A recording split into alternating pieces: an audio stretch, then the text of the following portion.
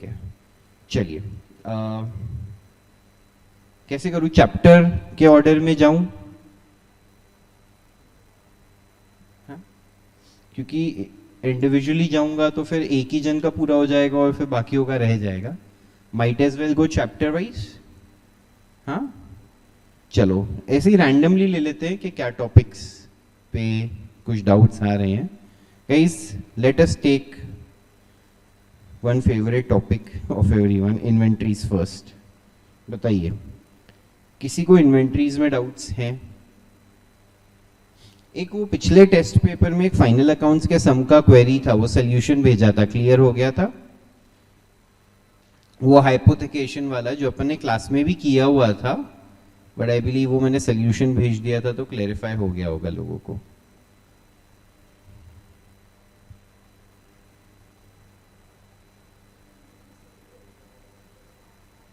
क्या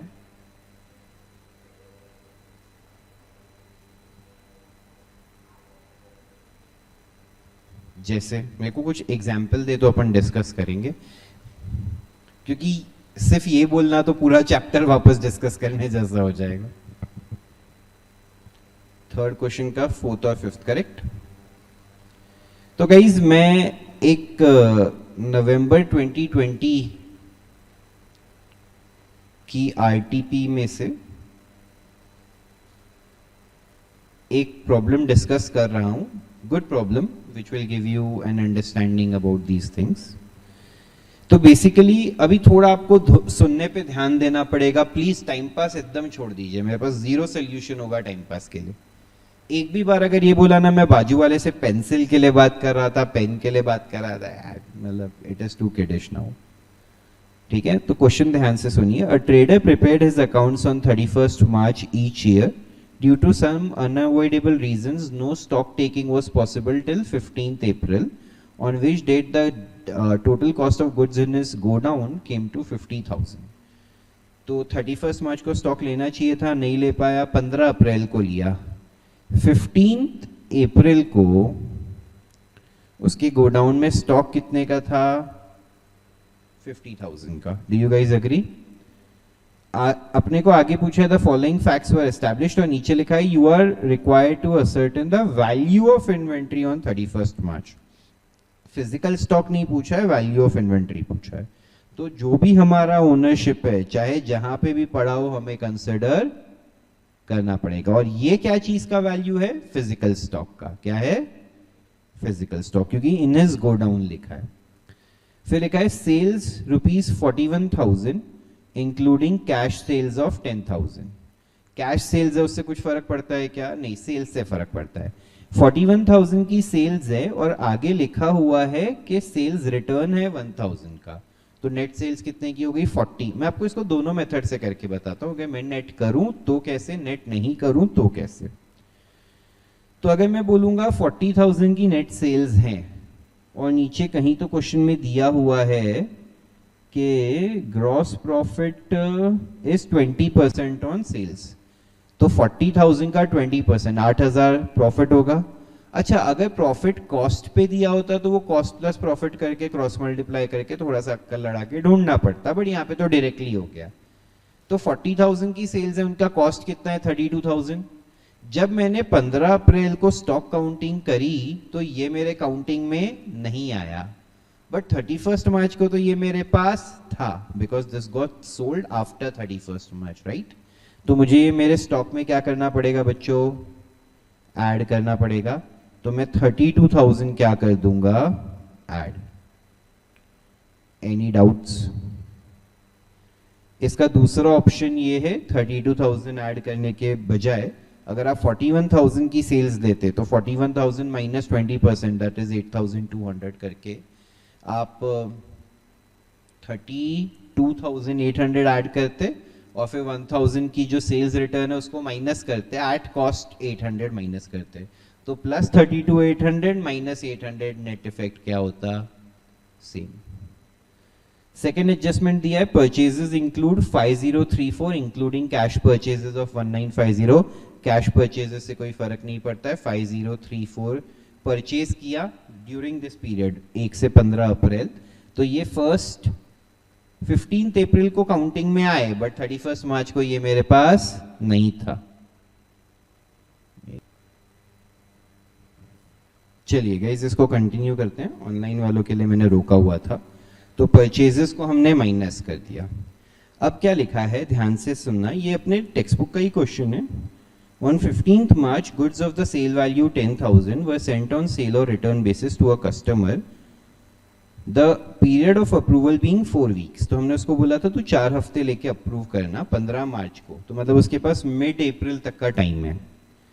He returned 40% of the goods on 10th April, approving the rest.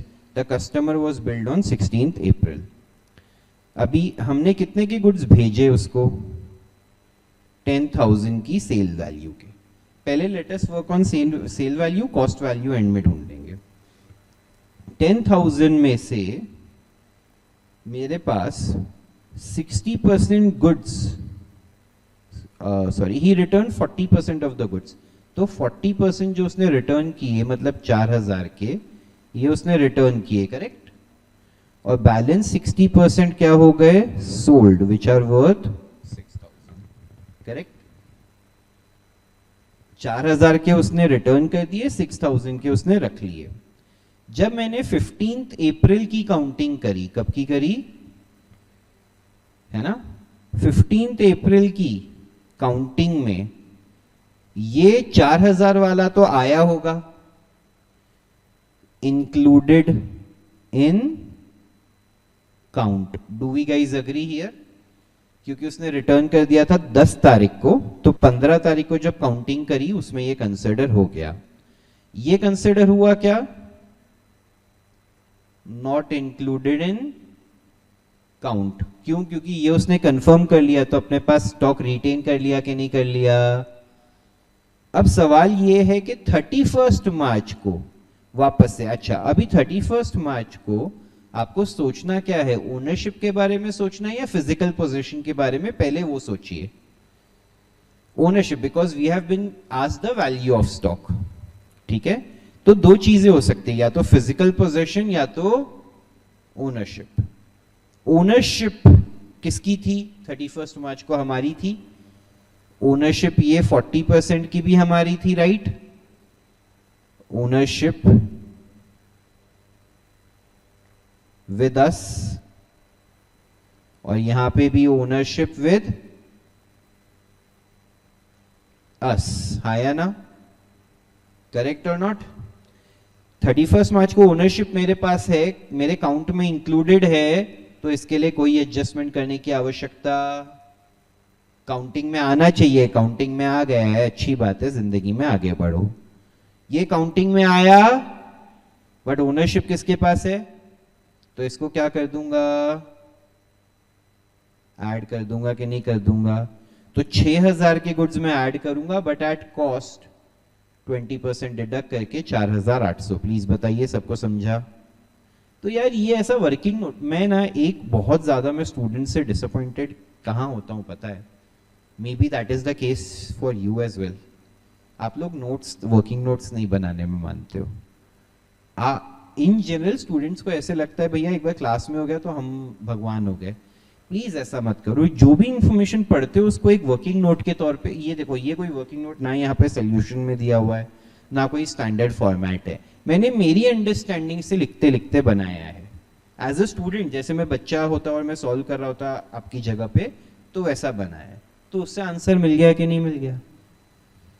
Her value of stock के लिए 2-3 सवाल पूछने जरूरी हैं, वेदर वो काउंटिंग में आया है या चाहे वो काउंटिंग किसी भी दिन की हो, और फिर काउंटिंग में आना चाहिए था या नहीं, डिपेंडिंग ऑन क्वेश्चन में क्या पूछा है। जैसे यहां पे मुझे पता चला 4,000 काउंटिंग में आया है, 6,000 आया, आना दोनों चाहिए था, क्योंकि वैल्यू ऑफ स्टॉक ऑन 31 मार्च में तो दोनों मेरी ओनरशिप में ही आएंगे कि नहीं आएंगे। तो इसीलिए हमने क्या किया, एक जो नहीं कंसिडर हुआ था उसको ऐड कर लिया। अभी अगर समझो मेरे को 31 मार्च का फिजिकल स्टॉक पूछा होता, क्या पूछा होता, तो पता है मैं क्या बोलता, यहाँ पे 31 लिख के मैं लिखता physical position not with us, physical position not with us, हाँ या ना। तो उल्टा मैं ये 4,000 वाले को माइनस करता रादर देन 6,000 वाला ऐड करना, समझ रहे हो? क्योंकि दोनों ही फिजिकल पोजीशन की काउंटिंग में आने नहीं चाहिए, बट एक आ गया है तो मैं उसको हटाता। समझ रहे हो how you have to keep your thinking.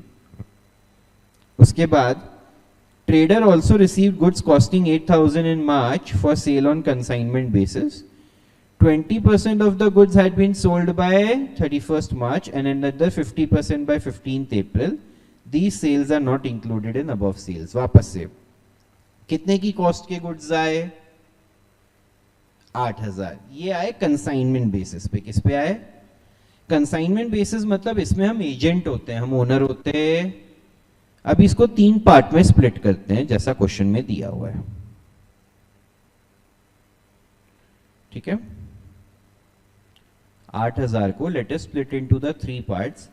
पहला 20%, फिर बाद में 50% और फिर बैलेंस दैट इज 20% मतलब 1,600 हो गया, 4,000 हो गया और 2,400 हो गया। देख रहे हो, ठीक है। ये 20% तो सोल्ड बिफोर 31st मार्च है। तो पहला सवाल 15 अप्रैल की काउंटिंग में आया क्या? Not included, correct. 31st मार्च को ओनरशिप है क्या अपनी? नो ओनरशिप, राइट, करेक्ट और नॉट? तो इसके लिए there is no adjustment, counting में नहीं आना चाहिए, आया भी नहीं है, अच्छी बात है, हाँ या ना। ये 4,000 का जो हमने बेचा कब तक? 15 अप्रैल तक। ये आया क्या काउंटिंग में? नहीं आया। क्यों? क्योंकि 15 अप्रैल को काउंटिंग करी तब तक ये बिक गया था। 31 मार्च को मेरी ओनरशिप भी नहीं है, तो इसको भी इंक्लूड करने की जरूरत नहीं है, हाँ या ना। ये 30% काउंट हुआ, this is included in counting, right guys. But इसमें भी मेरी कोई ओनरशिप नहीं है, तो इसको क्या करना पड़ेगा? डिडक्ट। समझे या नहीं समझे? अगर यही मुझे 31 मार्च का फिजिकल स्टॉक पूछा होता तो चीजें कैसे बदल जाती, वो आप यहां पे समझिए। ओनरशिप के बदले यहां पे मेरा जो सवाल होता पोजेशन, इसके केस में बोलता नो पोजेशन, हाँ या ना। इसमें मैं बोलता पोजेशन विद अस, तो इसको मैं क्या करवाता? क्योंकि 31 मार्च को तो फिजिकल पोजेशन मेरे पास था ना, 1 अप्रैल से 15 अप्रैल के बीच में बिका है, 31 मार्च तक किसके पास था? और ये वाला मैं बोलता included in counting and possession with us, तो इसमें क्या आता? नो एडजस्टमेंट, राइट और रॉन्ग गाइस? तो सब कुछ डिपेंड करेगा ना क्वेश्चन में क्या पूछा है उस पर। तो अभी मेरी अंडरस्टैंडिंग तो ये कहती है करंट वाले में मुझे सिर्फ 2,400 रुपया डिडक्ट करना है। मैं एक बार ये 2,400 रुपया डिडक्ट करता हूं, कोई मेरे को कंप्यूट करके आंसर बताएगा?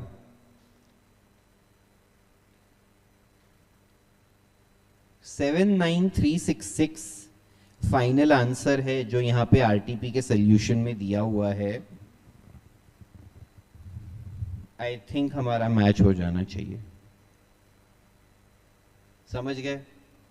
प्लीज वर्किंग नोट बनाओ, प्लीज अक्कल लड़ाओ कि पहले तो काउंटिंग में आया है या नहीं, और एक फिर काउंटिंग में आना चाहिए या नहीं, है ना। चलिए, शुड वी मूव फॉरवर्ड? चलो जल्दी जल्दी, अभी ऐसे एक टॉपिक पे इतना टाइम तो नहीं ले सकते, इतने बड़े डाउट्स आई डोंट थिंक होने चाहिए। इन्वेंट्री हो गया, चलो इन्वेंट्री में और कुछ नहीं है। और क्या टॉपिक्स है? डिप्रिसिएशन में कुछ है? हाँ, बुक डिप्रिसिएशन में बताओ ना। अच्छा, किस टॉपिक्स में है लोगों को डाउट, वो पूछ लेता हूं। पार्टनरशिप में है क्या? क्या समझना है उसमें बता।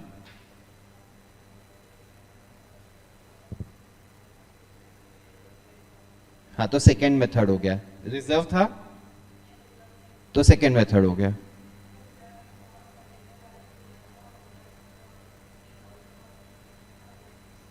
हाँ हाँ, क्या फर्क पड़ता है? ठीक है, बताता हूं, इसको हटा देता हूं। चलो, जॉइंट लाइफ पॉलिसी जल्दी से डिस्कस करते हैं पहले तो जॉइंट लाइफ पॉलिसी के कितने मेथड्स हैं? 3 मेथड, हाँ या ना? सबसे पहला मेथड क्या कहता है, जिसमें हम जेएलपी जॉइंट लाइफ पॉलिसी के प्रीमियम को कहां ट्रांसफर करते हैं? पीएनएल में। सब अग्री करते हैं? जब भी प्रीमियम भरा तो एंट्री आएगी joint life policy premium to bank, हाँ या ना? फिर चाहे सरेंडर हो, चाहे क्या कहते हैं सरेंडर वैल्यू मिले, चाहे अपने को सम अश्योर्ड मिले, मेच्योरिटी हो जाए, तब एंट्री क्या होगी? बैंक टू पार्टनर्स कैपिटल, हाँ या ना? याद आया? यहां पे हम ये पार्टनर्स कैपिटल में क्रेडिट क्यों करते हैं? क्योंकि हमने पहले पूरे अमाउंट को क्या ट्रीट कर लिया, फिर बाद में जो भी पैसा आएगा वो हमारा क्या हो जाएगा? गेन। इसीलिए उसकी वजह से पार्टनर का कैपिटल बढ़ जाता है। समझा आपको? अभी सेकेंड मेथड जो आप देख के बता रहे हैं, उसमें हम क्या करते हैं, जेएलपी प्रीमियम को असेट में डालते हैं। किस में डालते हैं बेटा? तो जब आपने प्रीमियम पे किया, आप एंट्री पास करते हैं joint life policy account debit to bank. Do you agree here? हाँ या ना? अभी समझ, तूने 1000 रुपए का प्रीमियम भरा, तू 1000 रुपया डाल देगी, करेक्ट? अब ईयर एंड पे तू देखेगी सरेंडर वैल्यू। समझ, सरेंडर वैल्यू 400 रुपया है। कितना है? तो तू बोलेगी ये 1000 रुपए का एसेट अब 400 का रह गया है, तो तू पीएनएल टू जेएलपी 600 कर देगी। मानती है ये बात? हाँ या ना? एवरी ईयर तू ये करेगी। सेकेंड ईयर में वापस से तूने जेएलपी टू बैंक भरा 1000। समझ, सेकेंड ईयर के एंड में वैल्यू हो गई है 900। कितनी हो गई है? 400 प्लस 1000 का प्रीमियम भरा, 1400 के सामने 900 है, तो 500 रुपया तू कहां ट्रांसफर कर देगी? पीएनएल में। ऐसे केस में जेएलपी का असेट हमेशा कहां पे दिखते रहेगा? ठीक है। अभी अगर कोई पार्टनर रिटायर होके जाता है तो उसने आज तक जेएलपी का कुछ एक्सपेंस बेयर करा है क्या? सिर्फ उतना ही बेयर करा है ना जितना पूरा लॉस हो गया। जो सरेंडर वैल्यू और प्रीमियम के बीच का डिफरेंस था वही बेयर करा है। ये वाला जो अपन जैसे यहां पे 400 रुपया जो सरेंडर वैल्यू बचा हुआ है उसका खर्चा किसी ने बेयर किया, तो ये असेट किसको बिलोंग करता है? फर्म को। It does not belong to the partners. अभी समझ, एक ऐसा साल स्टार्ट हुआ जिसमें तू बोल रही है कि सरेंडर वैल्यू 1,60,000 है, right? This is the surrender value opening. अभी पार्टनर्स रिटायर हो गए और तू कह रही है ये सरेंडर वैल्यू जो मिला है वो मिला है, this is as good as selling a machinery. 1,60,000 की मशीनरी कितने में बेची बेटा? तो 10,000 का लॉस हुआ।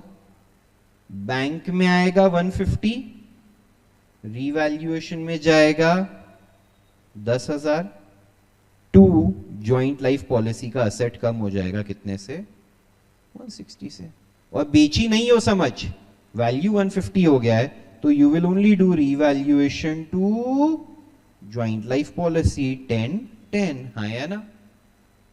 अभी ये रीवैल्यूएशन से रूट करने के बजाय तो डायरेक्टली भी पार्टनर्स कैपिटल में 10,000 रुपया डेबिट कर सकती है, उसमें कोई आपत्ति विपत्ति नहीं है। अभी इसमें बच्चों का पिछली बार भी, ये ना अपनी क्लास में डिस्कस पिछली बार भी हो चुका है, बच्चों का सवाल ये आता है तो सर जो छोड़ के जा रहा है उसको ये 1.5 लाख का हिस्सा नहीं मिलेगा क्या? राइट? अरे भाई, आज तक उसने वो 1.5 लाख का खर्चा भी बेयर किया, वो फर्म के पीएनएल में बैठा है तो वो पैसा फर्म को मिलेगा। समझ रहे हो? उसका वैसे भी पार्टनर्स कैपिटल में वरना उतना डिडक्शन हुआ ही नहीं है। समझ रही है? तो फर्म ने खर्चा भरा है, उसके सामने पैसा आ जाएगा। पैसा पास्ट में गया है, अभी रिटर्न आ रहा है, कोई इनकम एक्सपेंस है ही नहीं। समझी? अब क्लियर हुआ? पक्का? चलें आगे। पार्टनरशिप में और कोई डाउट्स या किसी के भी, चलो ना रैंडम डाउट्स ले लो, कोई दिक्कत नहीं है। पहले मैं ये ऑनलाइन वालों को पूछ लेता हूँ। ईशा, आर्यन और निर्णय, आप लोगों के कुछ स्पेसिफिक डाउट्स है ना?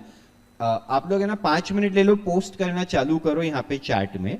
अगर नहीं है तो बोल दो सर नथिंग स्पेसिफिक, फिर जो आप यहाँ पे बाकी लोगों के डाउट्स है वो सुनते रहिएगा प्लीज। ये मेरे को कंफर्मेशन चाहिए। गुडविल सम, ओके, आपको गुडविल के वैल्यूएशन मेथड्स वाला सम करना है? ठीक है, एक एक ऑनलाइन के लिए ये एक है। और आर्यन निर्णय, वरना प्लीज पोस्ट कीजिए सर, नथिंग स्पेसिफिक, तो मेरे को पता चल जाएगा मेरे को क्या क्या करना है सबके। ठीक है ईशा, इसके अलावा आपका कुछ है, कोई डाउट? ठीक है, ठीक है, डन। तो मैं एक काम करता हूँ Isha, I will come to this is not something worrisome. मैं यहां पे लेना स्टार्ट करता हूँ। भाई बोल, तू बोल, तू लाया है, कितने लाया डाउट्स? बहुत है, ठीक है बता। अरे कौन सा सम यार, ये तो ऐसा हो रहा है कि तू बहुत किडिश चीज पूछ रहा है। डिप्रिसिएशन का सम कैसे करते हैं? इसका सोल्यूशन तो यहाँ पे है ही नहीं, मैं करवा दूंगा तेरे को 1-on-1। तू कोई कॉन्सेप्ट टाइप डाउट्स हो तो पहले पूछ ले कि कॉन्सेप्ट वाइज मैं सबके सामने डिस्कस कर पाऊं। सब समझ रहे हो? आपके भी कोई कॉन्सेप्ट रिलेटेड डाउट्स है किसी के?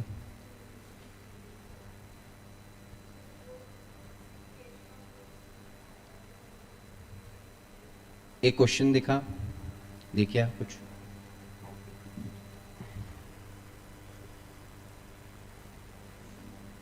इसका सोल्यूशन है आपके पास? दीजिए ना। मेन तो वो वर्किंग नोट है, सिर्फ वो समझाना है मुझे। अगर आप दे देंगे तो मैं समझा देता हूँ। क्या है? रिडेम्पशन ऑफ डिबेंचर्स ना? हाँ,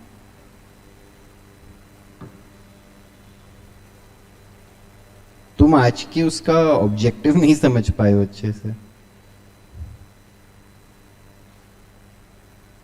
क्या हुआ मैडम? मेरे को सिर्फ वर्किंग नोट ही चाहिए, वही डिस्कस करना है अपने को, और क्या करना है। 10 या 11? ये 11 का मैंने कराया हुआ है वर्किंग नोट, श्योर हैं आप? ठीक है चलो, तो guys question 11 books of homework sum का मैंने कराया हुआ है, ठीक है। In the books of Hari limited redemption of debentures का एक सम है, ठीक है। एक सेकंड दीजिए।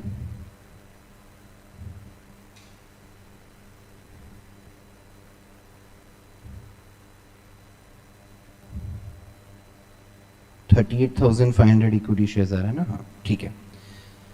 तो मैं थोड़ा सा क्वेश्चन पढ़ के सुना देता हूं आपको। Hari limited had issued 4 years ago 30,000 15% convertible debentures of 100 each. तो कितने डिबेंचर्स इशू किए? 30,000 100 ईच, ठीक है ना। उसके बाद क्या बोला? Debentures are due for redemption on 1st March। The terms of the debentures provided that they were redeemable at a premium of 5%। तो अपने को रिडेम्पशन प्राइस अपना कितना होने वाला है? 105, हाँ या ना। और फिर उसके बाद ये भी था कि 20% तक उनके पास ऑप्शन रहेगा कि इक्विटी शेयर्स में कन्वर्ट कर सकें, जिसकी फेस वैल्यू 10 रहेगी, बट उसका इशू प्राइस रहेगा 15 रुपया। तो 20% उनके पास कन्वर्जन का ऑप्शन है गाइस, हाँ या ना। 20% कन्वर्जन में फेस वैल्यू 10 मानी जाएगी, इशू प्राइस कितना माना जाएगा? 15, ठीक है। अभी सवाल ये है कि debenture holders holding 2500 debentures did not exercise the option, calculate the number of equity shares to be allotted. बहुत इजी है, ध्यान से देखिए। ये तो मैथ्स का सम है, फ्रैंकली अकाउंट्स का सम नहीं है। हमें टोटल अमाउंट पेएबल डिटरमाइन करो पहले, ठीक है। कितना पैसा पे करना है आपको? 30,000 इंटू 105। देखो हो सकता है मैंने जो वर्किंग नोट आपको नोटबुक में कराया हो, अभी मैं उससे थोड़ा अलग करा दूं, क्योंकि मैं सोचते सोचते करा रहा हूँ। आप भी एग्जाम में थोड़ा बहुत वर्किंग नोट अलग कर सकते हैं। हाँ, एज ए टीचर जब मैं क्लासरूम में लिखाता हूँ तब I try to make sure कि जो मैं सबसे बेस्ट पॉसिबल सोल्यूशन है वो कराऊँ आपको। तो कैलसी हाथ में रखो जल्दी से, 30,000 इंटू 105 करके बताइए मुझे।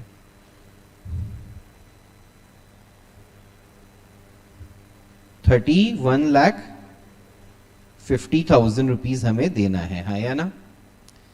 अब इसको दो पार्ट में स्प्लिट करते हैं, एक 27,500 वाले और एक 2,500 शेयर्स वाले, करेक्ट, डिबेंचर्स वाले रादर। 27,500 वालों ने क्या बोला? हमको इक्विटी शेयर्स चाहिए और इन्होंने बोला इनको नहीं चाहिए, इनटू 105, इनका वैल्यू कितना है बताइए, और इनटू 105 इसका वैल्यू कितना है बताइए। सॉरी, और इसका 2,62,500, राइट गाइस। सिंपल। देखो मैं ना एकदम, मैं सच्ची बता रहा हूँ, मैं आपको सोल्यूशन नहीं देख रहा, मैं मेरे दिमाग से करते जाऊँ एकदम रैंडम।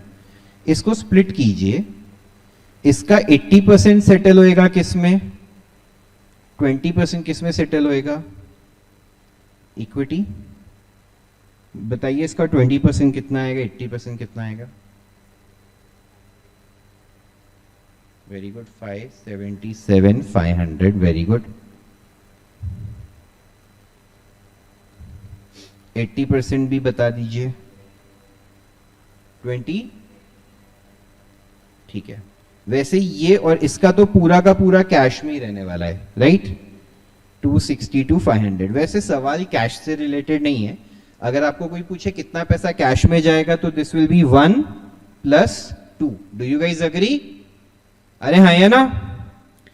इक्विटी में कितना सेटल हो रहा है बच्चों, डिवाइड बाय क्या करना पड़ेगा, 15 रुपए करना पड़ेगा कि नहीं करना पड़ेगा।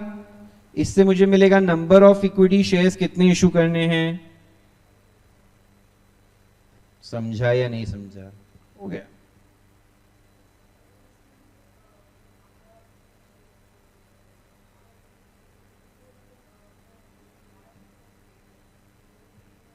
वो तो सब उससे रिलेटेड ही नहीं है ना, वो तो उतना ही बनेगा। आई डोंट थिंक उसका इससे कोई रिलेशन है कि है।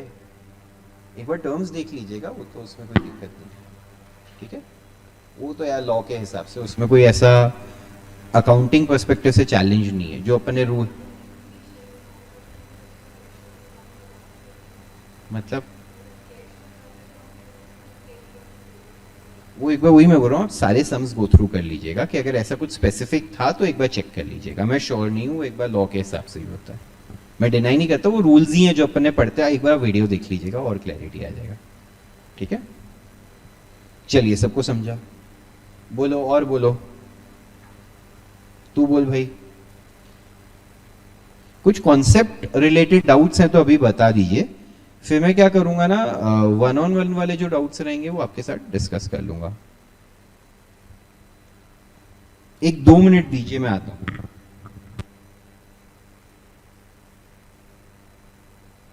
हेलो, चलिए आगे बढ़ते हैं। नेक्स्ट बताइए क्या डाउट्स हैं यहाँ पे सेकंड बेंच पे। बेटा आपके कोई डाउट्स हैं? पूरा 100% आता है? अभी पेपर ले लूं, फुल आ जाएगा, कोई स्ट्रेस नहीं आपको, ठीक है। क्या फॉर्मेट? हाँ, बीआरएस में फॉर्मेट?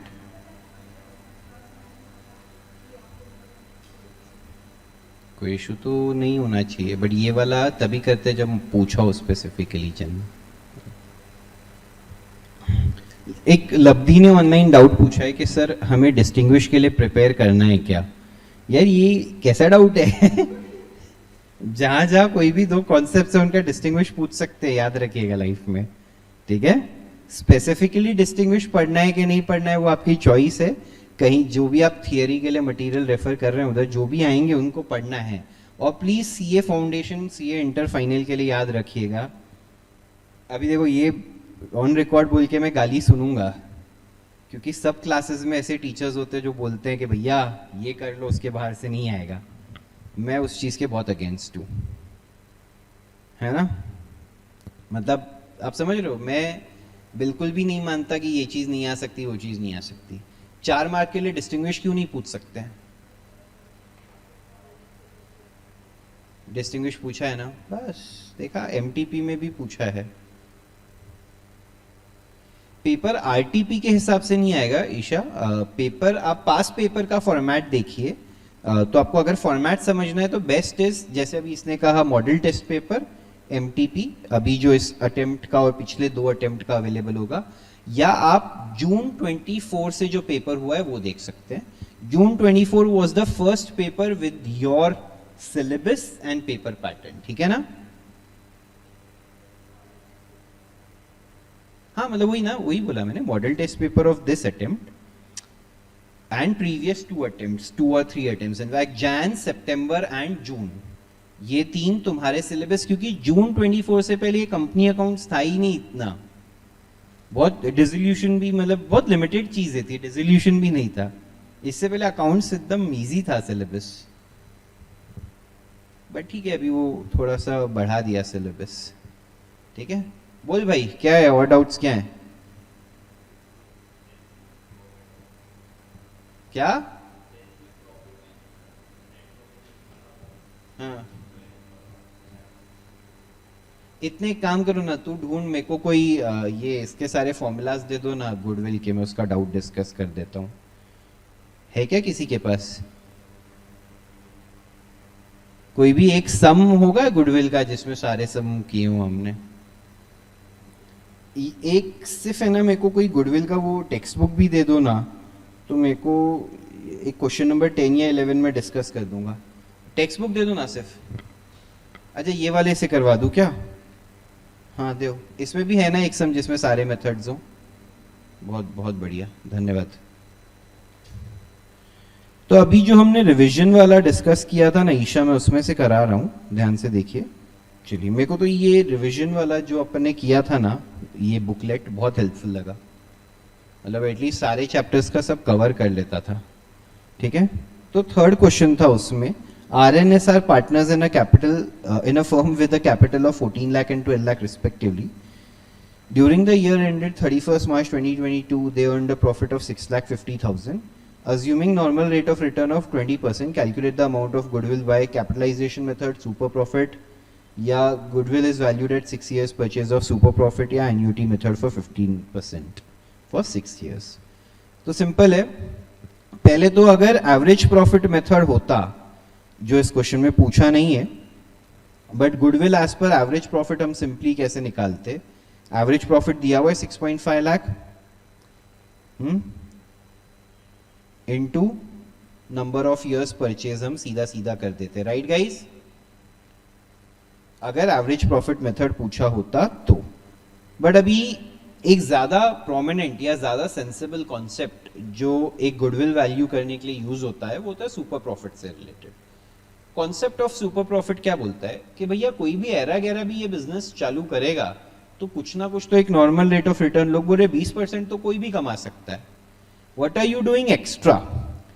तो अपन ने 14 लाख और 12 लाख बिजनेस में डाला है, मतलब 26 लाख रुपया डाला है, उस पे 20% माने 5.2 लाख तो कोई भी कमा सकता है। तो हम सुपर प्रॉफिट माने ओवर एंड अबव आम आदमी कितना कमा रहे हैं? 6.5 lakh minus 5.2 lakh, we are earning 1.3 lakh, right? 1.3 lakh हमारा सुपर प्रॉफिट है। अभी अगर मैं एक मेथड यूज करूं, super profit method, super profit method में तो इससे आगे जाने की जरूरत ही नहीं है। गुडविल कैसे आएगा? 1.3 lakh into number of years purchase, जो इस केस में 6 दिया गया है, तो आपकी गुडविल आ जाती है 7.8 lakh. Number of years purchase मतलब फ्यूचर में कितने सालों तक आप ये प्रॉफिट मेंटेन कर पाएंगे based on the current goodwill that you have built. ठीक है, सेकेंड है कैपिटलाइजेशन मेथड। कैपिटलाइजेशन मेथड में हम ये देखते हैं कि जो पैसा लगा के हम धंधा कर रहे हैं और सेम धंधा कोई और करता तो उसको कितना कैपिटल लगाना पड़ता। ठीक है, तो उसके लिए हम ढूंढते हैं नॉर्मल वैल्यू ऑफ बिजनेस, या एक्चुअली इसको कैपिटलाइज्ड वैल्यू ऑफ बिजनेस हमने आई गेस नोट्स में बोला होगा। दिस इज नथिंग बट जो आपका प्रॉफिट है that is 6.5 lakh divided by the normal rate of return, correct? That is 32.5 lakh. इसका लॉजिक क्या है? सिंपल है यार, तुमने बचपन में वो principal into rate is equal to interest का फॉर्मूला सीखा है। हाँ, ये वही में फॉर्मूला, और कुछ नहीं है। तो अगर तुम प्रिंसिपल ढूंढना चाहो तो इंटरेस्ट अपॉन रेट कर दोगे कि नहीं कर दोगे बच्चों? वही मैंने यहाँ पे किया, मेरे को 6.5 लाख का रिटर्न मिल रहा है, डिवाइड बाय जो रेट है, तो मेरा प्रिंसिपल आइडियली बिजनेस में कितना लगा हुआ होना चाहिए? 32.5 लेस कितना मैंने एक्चुअली इन्वेस्ट कर रखा है, लेस कैपिटल एम्प्लॉयड 14 प्लस 12 कितना है? 26 लाख, तो ये हो गया 6.5 लाख इज द गुडविल, क्योंकि जो एक्स्ट्रा अभी लोग ये धंधा 32 लाख 50 हजार कमा के कर पाएंगे, हम 26 लाख लगा के कर रहे हैं। क्यों कर पा रहे हैं? क्योंकि हमारा मार्केट में क्या है? गुडविल। सबको समझा? नेक्स्ट थर्ड क्या है? Annuity method. एन्युइटी मेथड क्या बोलता है? सिंपल है, गुडविल को ढूंढने के लिए सुपर प्रॉफिट इनटू आप एन्युइटी फैक्टर कर दीजिए। अब यहाँ पे सुपर प्रॉफिट तो अपना कितना है? 1.3 लाख है, into annuity factor of 15% for 6 years. कैलसी पे ढूंढना होता है तो कैसे करते हैं? 1 divide by 1.15 equal to M plus 6 बार करके फिर एमआरसी। करेक्ट? ये आप करेंगे तो आपको 3.7849 आएगा। तो दिस इज 492,037। कोई बोलेगा सर इसमें हम कर क्या रहे हैं वो समझाओ मेरे को, फॉर्मूला नहीं समझना है मेरे को, लॉजिक समझना है। ये वाला आपने देखा था सुपर प्रॉफिट मेथड में 1.3 लाख इंटू 6 कर दिया था। अभी ये 1.3 लाख बिजनेस तो जनरेट करने वाला है every year for the next 6 years. तो गुडविल के लिए पूरा का पूरा आज ही दे देंगे क्या? मैं किसी को बोलूं कि आज मुझे 6 लाख रुपए दे दो, मैं हर साल आपको 1-1 लाख रुपए 6 साल तक दूंगा, आप में से कोई भी मानेगा क्या ये बात? आप लोग क्या बोलोगे? सर उस पे इंटरेस्ट कौन देगा? अरे हाँ है ना, समझ रहे हैं? तो वैसे ही ये जो 7.8 लाख अगर हम आज पे कर दें तो इसमें टाइम वैल्यू ऑफ मनी को तो कंसिडर ही नहीं कर रहे हैं हम, क्योंकि ये कमाएंगे 6 साल में आगे आने वाले फ्यूचर में, बट पैसा दे देंगे आज। तो वो आज कितना पैसा देना चाहिए? 492 टू इक्वेट दैट 1.3 लाख का एन्युइटी ओवर 6 इयर्स। सबको समझा?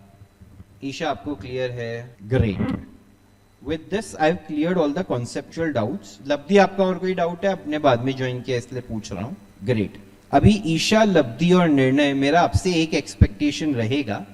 What I am doing is मैं भी थोड़ा बेंच टू बेंच जाके लोगों के डाउट्स क्लियर कर रहा हूं। आप लोग अगर ब्रेकफास्ट कुछ करना चाहें तो प्लीज ये चालू करके रख लीजिए। कुछ अगर मुझे ऐसा लगा वर्थवाइल टू डिस्कस जो सबके साथ करना चाहिए वो मैं करूंगा स्क्रीन पे आके। ऐसा नहीं हुआ तो मैं सबका बेंच पे ही उनके डाउट्स क्लियर कर दूंगा। और एक चीज है, 9:15 को जो अपना ओरिएंटेशन सेमिनार है for CA inter, I want you to attend that. ठीक है? तो प्लीज मेक श्योर आप उससे पहले एग्जिट ना करें। Can I get that thumbs up for this? 9:15 to 10:15 I expect आप लोग ने जिन्होंने ऑलरेडी ज्वाइन किया है, you guys will be here. अगर आपको उससे पहले एग्जिट करके थोड़ी देर कुछ और करके आना है, I am okay with that. अगर कुछ मैंने डिस्कस किया तो वो आपका मैक्स मिस हो जाएगा, बट उसके चांसेस कम है। ठीक है? चलिए, थैंक यू गाइस।